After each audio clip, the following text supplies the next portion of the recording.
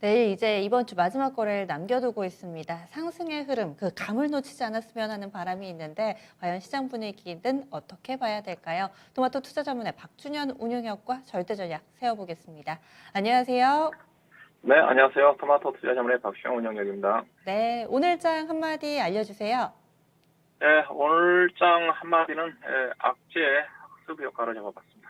네, 학습 효과가 있었기 때문에 그래도 더 이어지지 않고 어느 정도 하락의 고리가 끊어졌다고 생각을 하시는 건지 설명을 좀 해주세요.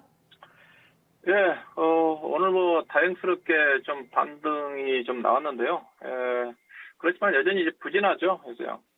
어제 하락폭 정도는 오늘 좀 되돌림이 좀 전개된 것 같은데, 최근에 국내 증시가 상당히 대외 변수에 민감하게 반응합니다. 국내 증시 간의 하락이라고 좀 봐야 되겠죠. 오늘 국내 증시가 반등이 나왔지만은 현재 다우 나스닥 시장 같은 경우는 지금 10월 달 들어서 거의 플러스권이거든요. 우리나라 비슷한 경제 구조를 가지고 있고 규모를 갖고 있는 대만 증시도 거의 뭐 주가 안 빠졌습니다. 1% 정도 언저리. 그다음에 현재 홍콩 상해 지수는 시장이지만은 구도 여파로 관리되어 있는 홍콩 항생지수 같은 경우도 10월 달 현재 지금 플러스예요. 근데 지금 우리 코스피지수 오늘 반등이 좀 나왔지만은 월봉상으로 지금 3.6% 빠져 있고 코스닥 시장은 오늘 반등 나왔지만 거의 5%까지 좀 빠져 있어요. 하여튼 우리나라 증시 자체가 상당히 대외 변수에 민감하게 반응을 하고 있다. 뭐 한마디로 그렇게 얘기할 수밖에 없을 것 같은데 오늘 제가 오늘 학제 학습 효과를 잡은 이유 자체가 지난 보니까 제가 8월 19일 날 방송을 했더라고요. 절대 전략 시간에 제가 원고를 찾아봤는데 그때 제가 주제를 테이퍼링의 학습 효과를 잡아들었습니다.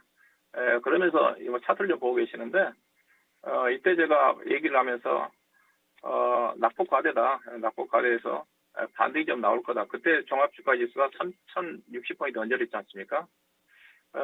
그리고 난 다음에 하루 다음날 반등이 나왔어요. 오늘도 제가 이제 그런 주제로 좀 얘기를 좀 해야 될 것 같은데, 이때 주가 하락 자체는 이제 테이퍼링 자체가 조만간 앞당겨질 거다. 이제 그런 어떤 우려감 때문에 빠졌던 거죠. 그리고 난 다음에 3,200포인트 언저리까지 반등하다가 저점까지 이탈한 상태까지 좀 내려와 있는데, 최근에 시장의 악재 요인 자체가 새롭게 부각되는 악재들은 없지 않습니까?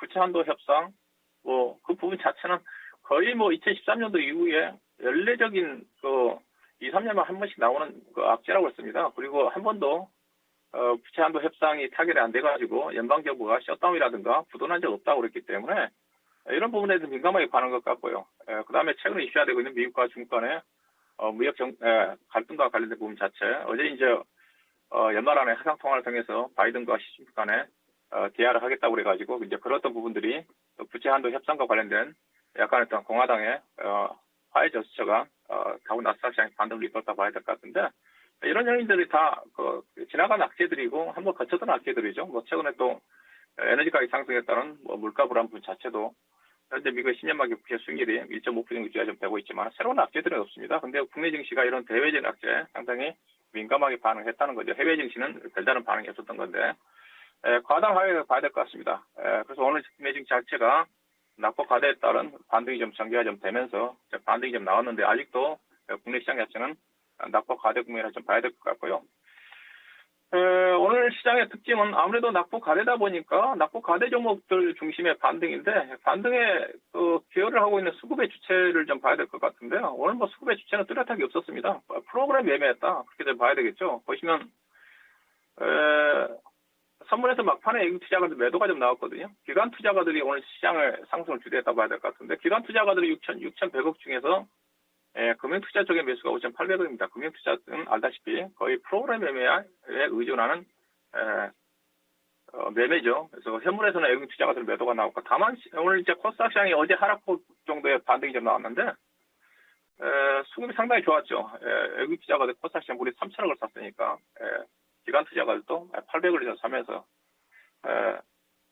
오늘 시세의 어떤 반등을 이끌었다 봐야 될 것 같은데요. 오늘 특징 자체는 아무래도 낙폭 과대였기 때문에 낙폭 과대 종목들, 그다음 시장에 소외를 받던 종목들 반등이었고 또 반면에 최근에 상승을 주도했던 에너지라든가 친환경 관련 종목들이 하락을 했다고 좀 봐야 될 것 같은데 오늘 시장의 내부적으로 가장 뭐 핵심적인 부분 자체 두 종목을 보면 알 수가 있을 것 같아요. 예, 특징 종목을 본다 한다면 대표적인 종목은 하락 종목, 특징 종목 대표 종목이 LS 인터내셔널이 왔습니까? 오늘 주가 하락의 요인이라 좀 봐야 되겠죠. 천연가스 하락 부분과 그다음에 최근에 주가가 급등을 했기 때문에 오늘 낙폭 과대 종목들이 반등한 국면 쪽에서 이 종목이 가장 직격탄을 받았다고 봐야 될 것 같은데요. 그렇다 하더라도 이 종목은 뭐 원자재 가격 상승 부분 자체가 최근 주가 반영된 부분도 있지만은 천연가스하고는 별로 관련이 없죠. 석탄가스 상승 부분과 해서는 팜오일과 관련된 에너지 가격이 주 원자재 쪽의 회사가 사업인데 최근에 예산은 뭐 그 제로보다는 시적 호전으로 주가가 반영됐던 건데 과다하게 주가 좀 빠진 것 같습니다. 개인적으로 제가 관심 가졌던 주식이고 목표 주가 38,000원 정도 제시해드렸던 주식인데 최근에 시적 전망이 워낙 강하게 나와서 제가 목표 주가를 약간 4만 원 이상까지 받았던 주식인데 38,000원 어제 고점 찍고 밀렸어요. 요즘 시장 자체가 뭐 특별한 이슈 중심의 움직이다 보니까 약간 이슈만 틀어지게 되게 되면 실조가 무관하게 주가가 빠진 종목들이 많이 나타나고 있는 것 같습니다. 며칠 전에 코롱인더 같은 경우도 이제 그런 어떤 부분이라 좀 봐야 되겠죠.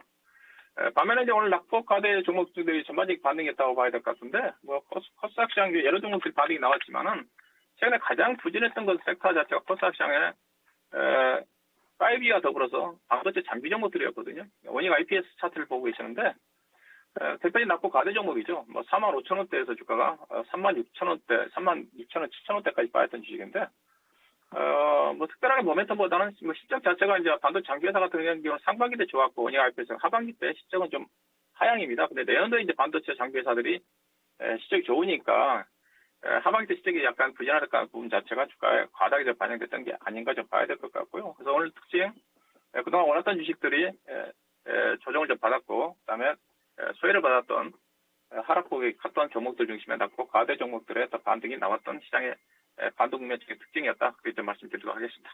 네, 이 원자재 가격과 관련된 종목군들은 사실 일찌감치 알려주셔가지고 여기서 단계 수익 내신 분들도 많으셨을 텐데 어제 오늘 좀 많이 꺾였잖아요. 천연가스 관련된 종목군들은 시세가 어느 정도 좀 끝났다고 보세요? 아니면은 지금이라도 조금 관심을 계속해서 가져봐야 된다라는 시각이세요? 저는 끝났다고 보지는 않습니다. 최근에 아. 천연가스 상승 부분 자체는 약간의 친환경과 정책 관련 탄소 중립과 관련된 그 부분에 대한 부분도 있거든요. 탄소 중립과 관련된 부분 자체는 계속적으로 시장에서 주목을 할 수 있는 그런 산업이라는 측면을 좀 봐야 될 것 같고요. 천연가스 같은 경우는 워낙 급등했습니다. 어제 이제 유럽 시장에서 거래되고 있는 같은 경우 거의 급락이 나오는데 유럽 쪽에 거래되고 있는 천연가스 같은 경우는 거의 8배, 9배 떴거든요. 그리고 이제 뉴욕 쪽에서 거래되고 있는 서양가스 같은 경우는 어제 9% 가까이 좀 떨어졌는데 이틀 동안 올라갔던 그 부분 자체가 좀 하락했던 부분이 부인했다고 봐야 될 것 같고요. 어차피 겨울철 난방 수요가 증가되고 있는 그런 부분이기 때문에 푸틴 대통령이 에너지 안정에 힘쓰겠다고 얘기했지만은 제한적 수급에 대한 그런 부분이기 때문에 공급 물량 이슈도 있지만은 가격 하락 자체는 제한될 것 같고요. 원자재와 관련된 부분에다가 특히 탄소 중립비가 대세가 되는 그런 부분이기 때문에 관련 같은 종목들은 오늘 그들 관련 종목들이 오늘 최근에 올랐기 때문에 낙폭 과대 종목들이 반등한 국면에서 일봉들의 조정이 나왔기 때문에 제가 보기에는 시세가 끝났다기보다는 오히려 내일 이후부터 낙폭 과대 종목들 시작하는 국면 쪽에서 다시 관련 종목 중에서 실제 좋아지는 종목들은 다시 재상승하지 않겠는가 그렇게 보겠습니다. 내일장에서는 뭘 봐야 될까요?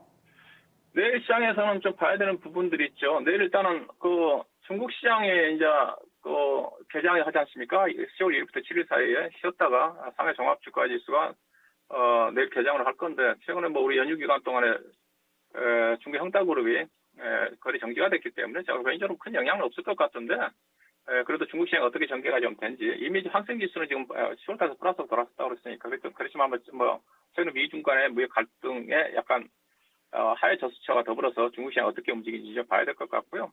그 다음에 이제 시장의 내부적으로 본다면 오늘 원자재 가격, LNG 가격 중심으로 해서 하락이 나왔기 때문에 LNG 가격 중심으로 한 원자재 가격들이 어떻게 움직임이 전개되는지 그에 따라서 앞서 얘기했다시피 에너지 관련 종목들 중심으로 한 환경 관련 종목들이 반등이 좀 나올지 그다음 낙폭 과대 종목들이 그다음에 신세 연속성이 좀 전개가 되면 추가적인 반등이 좀 전개가 되면 될지 그런 부분들 좀 봐야 될 것 같은데 제가 보기에는 일단은 낙폭 과대 종목들이 약간 추가적인 반등과 더불어서 일부 환경 관련 종목들 중심으로 에너지 관련 종목들도 리바운드하는 그런 흐름으로 전개가 되면 되지 않겠는가 그래서 내일은 중국 시장 개장 여부와 원자재 가격 동향, 그다음에 낙폭과대 종목들의 시세 연속성과 환경 관련 종목들 오늘 조정을 받던 종목들 다시 반등이 전개된지 시장이 내부적으로 지켜볼 필요가 있을 것 같습니다. 네, 내일을 잘 보내고 나면은 또 특별한 이 주말이죠. 다음 주 월요일은 대체공휴일로 인해서 또 3일간 쉬어가게 되는데요. 내일을 어떻게 좀 활용할지 전략 세워주세요. 네, 앞서 얘기했다시피 주가가 오늘 반등이 나왔고 내일 또 대체 휴일 연휴를 앞두고 있는 그렇던 부분이기는 하지만은 국내 증시 자체가 워낙 낙폭 과대입니다. 국내 내부적인 악재 요인이 없지 않습니까? 대외적인 여건에 의해서 주가 빠진 건데 대외적인 여건 앞서 얘기했다시피 글로벌 증시 자체는 문제가 없는데 국내 증시만 여전히 많이 빠졌다는 거죠. 과다하게 빠졌기 때문에 충분히 추가적인 반등이 나오지 않겠는가. 다만 거래 자체는 많이 줄어들겠죠.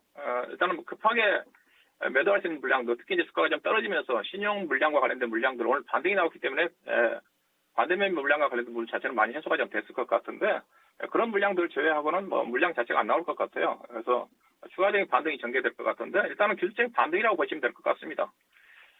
일단은 2차적인 반등 목표 자체는 1980포인트 정도 언저리가 좀 될 것 같고요. 그 다음에 다음 목표는 지난 8월 20일 날 주가 빠졌던 태평양에 빠졌던 3060포인트 정도까지 기술적인 반등이 좀 전개될 것 같은데 여전히 지금 낙폭 과대거든요. 이격 기준으로 해가지고 지난주가 8월 20일 날 19일 날 이 시간에 방송할 때 이 시점이죠. 이때도 제가 낙폭 과대라고 그랬었거든요. 그리고 하루 다음 날 반등이 나오면서 주가가 3,200까지 갔었는데 지금도 그때보다도 더 낙폭 과대입니다. 어떻게 보면 최근에 어제까지 주가 하락한 걸 보면 코로나 국면 이후에 단기간에 낙폭이 가장 컸다고 좀 보시면 돼요. 그 정도로 많이 빠졌다는 거죠. 그래서 오늘 뭐 미국 시장이 반등이 나왔지만은 반등이 안 나왔더라도 우리 시장은 오늘 충분히 하방이 좀 지지가 되면서 반등이 나올 수 있는 것도 분명히 좀 봐야 될 것 같고요. 그래서 충분히 추가적인 반등이 좀 가능하지 않겠나 봐야 될 것 같고요. 3,000포인트 정도까지 낙폭 과대 종목 중심에 반등이 좀 전개가 좀 될 거고 그렇기 때문에 낙폭 과대 종목들 중심에서는 3,200 정도까지 추가적인 기술적인 반등을 염두에 두셔야 될 것 같고 그 이후부터는 다시 이제 현재 오늘 보시면 수급에 주체가 없지 않습니까? 프로그램 매수라고 그랬어요. 그러면 다시 이제 종목장으로 전개될 수밖에 없습니다. 애국 투자가 된 주식을 사기가 쉽지가 않거든요. 그래서 수급에 오늘 프로그램 매수했기 때문에 3,000포인트 정도까지 프로그램 매수에 수급이 좀 좋아질 것 같고 그 다음에 이후부터는 수급에 주체가 없는 상태이기 때문에 다시 실적 시즌 이제 10월 20 정도 가야 되는 거니까 그때까지 모멘텀 휴직이거든요. 종목 중심의 장이 펼쳐진다. 그래서 단기 낙폭 과대 중심의 트레이딩 관점과 단기 시적 성장 중소형 종목 이슈와 부각될 수 있는 최근 하락 이전에 중심에 있었던 친환경 관련 종목들 중심의 이슈 중심의 종목 장세가 전개되지 않겠나 봐야 될 것 같고요. 관심은 오늘 이제 IT 종목들이 좀 쉬었지 않습니까? 워낙 지금 오늘 피팅스 관련 종목들이라든가 그다음에 일부 산업재 관련 종목들이 상승하다 보니까 삼성전자를 중심으로 SK 하이닉스가 종목이 쉬었었는데 시장 자체 순환 매장세이기 때문에 내일은 뭐 IT라든가 그다음에 일부 소재 철강주도 오늘 좀 부진했었는데 철강주와 일부 화학주 친환경 관련된 섹터들 그다음에 건설 관련 쪽에 이제 건설 기계라든가 건자재 쪽에 주목을 하셔야 될 것 같고요. 제약 바이오 종목들도 워낙 낙폭이 크니까 추가적인 반등이 가능할 것 같습니다. 그다음 리오폰 관련 종목 중에서는 실적이 뒤따라지는 환경 관련 종목도 꾸준히 관심을 가지고 환경 관련 종목과 더불어서 지켜볼 필요가 있지 않겠나 봐야 될 것 같습니다. 네, 말씀 고맙습니다. 네, 고맙습니다.